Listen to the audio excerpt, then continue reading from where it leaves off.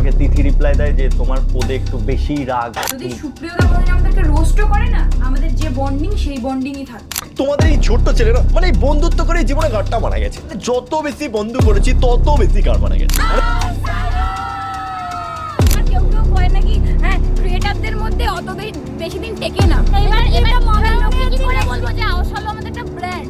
সবাই থেকে মনে পড়লো ফেক মানুষদের থেকে দূরে থাকছো তো, তাহলে কিন্তু তোমাদেরও 10,000 সাবস্ক্রাইবার কমে যেতে পারে। কেমন বোকাচোদা ছিলাম আমি।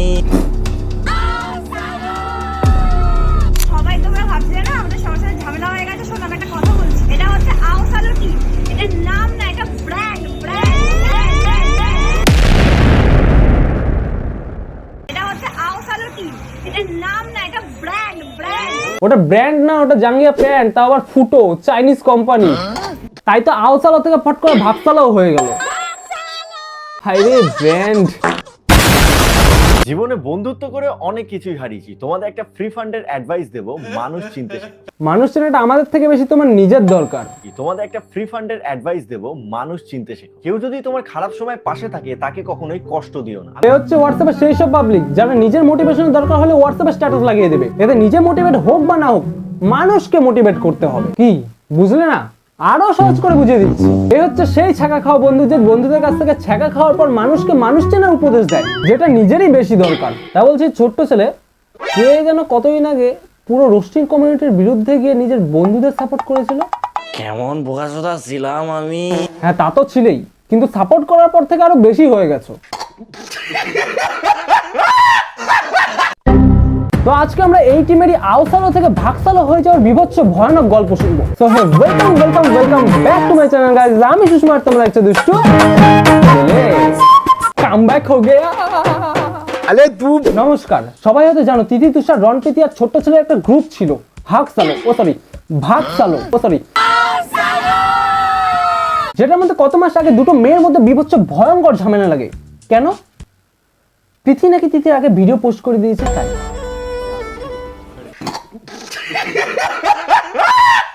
মানে প্রীতি তিথির আগে একটা ভিডিও পোস্ট করে দিয়েছে, তাই এদের মধ্যে বিভৎস ভয়ঙ্কর ঝামেলা লেগে গেছে। মানে ভাবা যায় এরকম কিরকম ব্র্যান্ড রে ভাই তোদের? এটা হচ্ছে আওসালো টি, এটা নাম না, এটা ব্র্যান্ড। ওটা ব্র্যান্ড না, ওটা। এবার সাধারণ মানুষের ক্ষেত্রে এই ঝামেলা দু একদিনেই মিটে যায়, কিন্তু এটা তো তিথি তুষার, এরা সাধারণ থরি। এ কোনো সাধারণ মেয়ে নয়লা, এরা অসাধারণ। এরা এই ঝামেলার জন্য ছোট্ট ছেলে বার্থডেতে পর্যন্ত গেল না, কারণ সেখানে রন, প্রীতি ছিল। ভাই যাত্রার কথায় পাত্তা দিবি না। যদি সুপ্রিয়তা কোনোদিন আমাদেরকে রোস্টও করে না, আমাদের যে বন্ডিং সেই বন্ডিংই থাকবে। ওলে বাবালে, সবটা তো এখন ক্লিয়ার হয়েই যাচ্ছে। তোমাদের এই ছোট্ট ছেলেরা মানে এই বন্ধুত্ব করে জীবনে গাড়টা মারা গেছে। কেন একটা সময় যখন তিথি তুষার সব রোস্টারদের স্ট্রাইক মেরে যাচ্ছিল, তখন তো তিথি তুষারকে সাপোর্ট করে খুব বলেছিলে।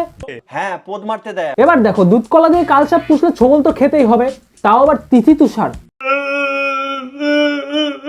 চলে যা।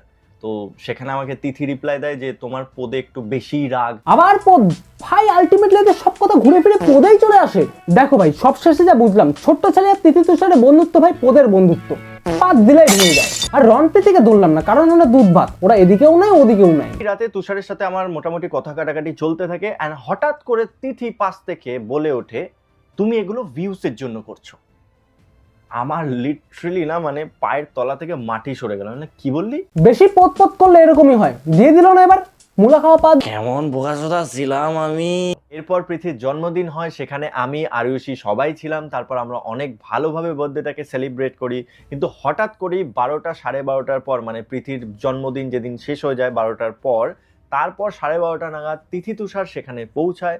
খবর আসে যে তিথি তুষার নিচে দাঁড়িয়ে আছে অ্যান্ড তারা উইশ করতে চায় পৃথি। রীতিমতো আরিয়সী, অভিজ্ঞতা, পৃথি আর অজিত দা নিচে যায় তাদের সাথে কথা বলার জন্য। তাদেরকে উপরে আনার চেষ্টা করা হয়, বাট তারা আসবে না।